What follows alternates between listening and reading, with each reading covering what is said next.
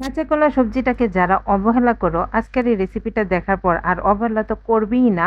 বরং ২ দিন পর, পর কাঁচা কলার এই সবজিটা চেয়ে, চেয়ে খাবে। এতে কিন্তু ওই ব্যক্তির কোনো দোষ নেই। সবজিটা খেতে এতটাই টেস্টি হয় যে চেয়ে, চেয়ে খাওয়া শুরু করে দিবে। আর ভাত, রুটি, পরোটা সবকিছু দিয়েই ভালো লাগে এই রেসিপিটা। তবে আমার কাছে মনে হয় রুটি দিয়ে বেশি ভালো লাগে। তাহলে চলো দেখতে থাকো আমি কিভাবে কি করছি। সেজন্য এখানে দেখতে পেলে আমি ১ হাঁড়ি কাঁচা কলা নিয়ে নিয়েছি। এবার কাঁচা কলার উপরে খোসাটা ভালো করে ফেলে দিলাম। আর তারপর এখানে নুন, হলুদ সমৃদ্ধ পানির মধ্যে কাঁচা কলাটা রেখে দিলাম। যাতে করে কাঁচা কলাটা কালো না হয়ে যায়। তারপর এগুলোকে দেখো আমি ছোট, ছোট টুকরো করে ডুমু, ডুমু করে একটু কেটে নিচ্ছি। রাউন্ড শেপে। এইভাবে কেটে নিবে আর সবগুলো কাঁচা কলা আমি একই শেপে কেটে নিব। আর কেটে নেওয়ার পর সাথে, সাথে আবারও সেই নুন, হলুদ রাখা পানিটাতেই রেখে দিব। এতে করে কাঁচা কলাটা একটুও কালো হবে না। কারণ কাঁচা কলা কালো হয়ে গেলে তরকারিটা কালো হয়ে যায়, দেখতে আর তখন ভালো লাগে না। সেজন্য এভাবে কাটার সাথে, সাথে হলুদ পানিতে ফেলে দিবে। দেখবে একটু কালো হবে না, সবজিটা দেখতে অনেক সুন্দর হবে। তো এইভাবে সবগুলো এবার ভালো করে কেটে নিলাম। ভালো করে ধুয়ে একদম সম্পূর্ণ পানিটা ঝরিয়ে নিয়েছি। এবার এর সাথে এড করে দিব আমি কিছু বেসিক মসলা। দিয়ে দিব ১ম এই লবণ, পরিমাণ মতো হলুদ, একটু মরিচের গুঁড়ো, দিয়ে দিব আদা রসুন পেস্ট। আর তারপর এখানে আরেকটা এমন একটা ইনগ্রিডিয়েন্ট দিব যাতে করে এটা খেতে কিন্তু অসম্ভব টেস্টি হয়। সেটা হচ্ছে বেসন।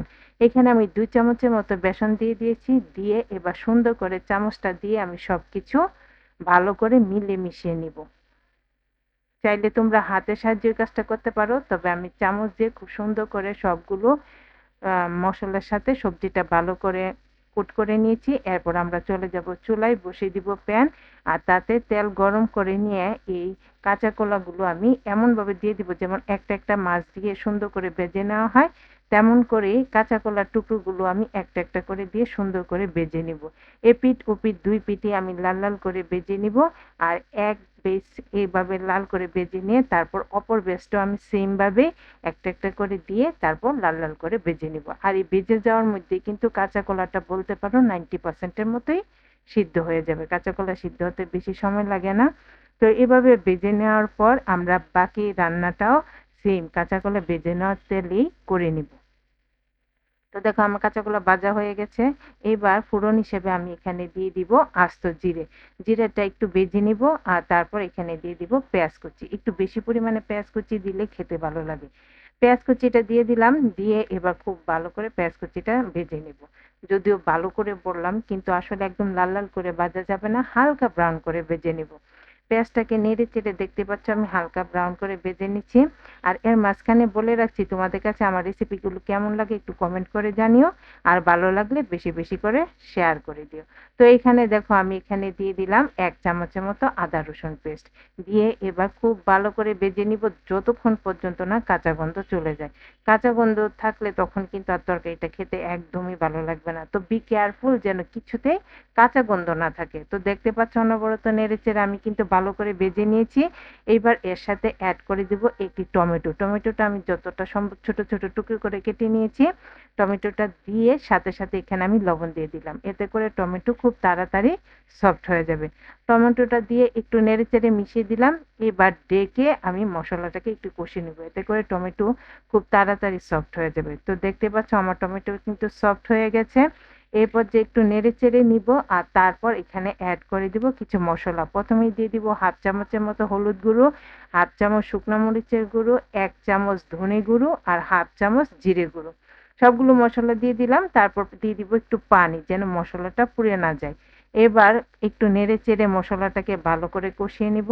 মসলাটা একটু ভালো করে কষানো হলে তারপর এটাকে আমি ডেকে কষিয়ে নিব। এভাবে ডেকে মসলাটা কষালে মসলা কষানো কিন্তু অনেক ভালো হয়। তো দেখো আমি একটু কষিয়ে নেওয়ার পর চুলার আঁচটা একদম কমিয়ে দিলাম।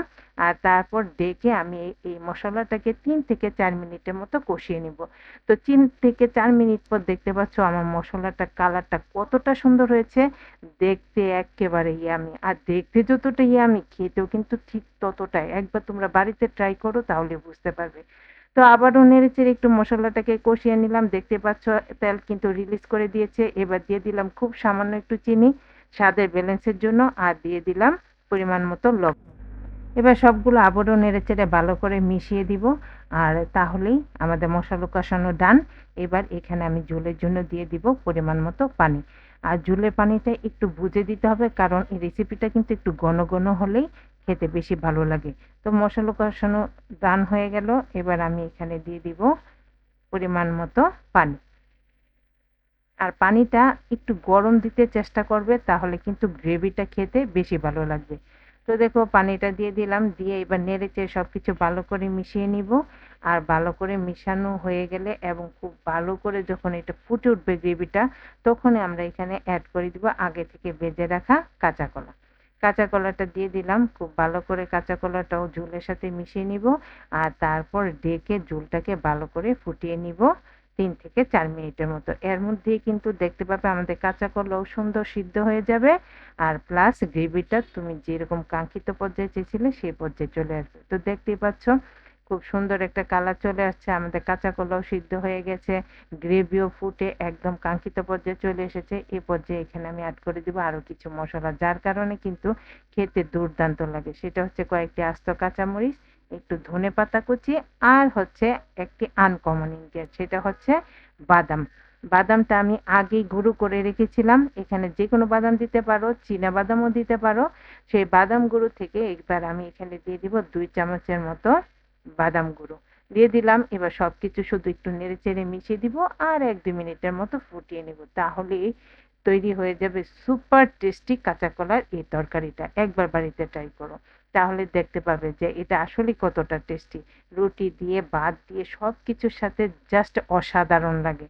তোমরা আশা করি দেখেই বুঝে নিয়েছো যে আসলে কতটা টেস্টি। তো তোমাদের কাছে কেমন লাগলো রেসিপিটা কমেন্ট করে জানিও। আর ভালো লাগলে বেশি বেশি শেয়ার করে দিও। আমার চ্যানেলটাকে সাবস্ক্রাইব এবং পেজটাকে ফলো করে দেওয়ার জন্য তোমাদের কাছে খুব বেশি অনুরোধ রইল। তো দেখা হবে পরবর্তী নতুন কোনো ভিডিওতে। ততদিন ভালো থেকো। টাটা।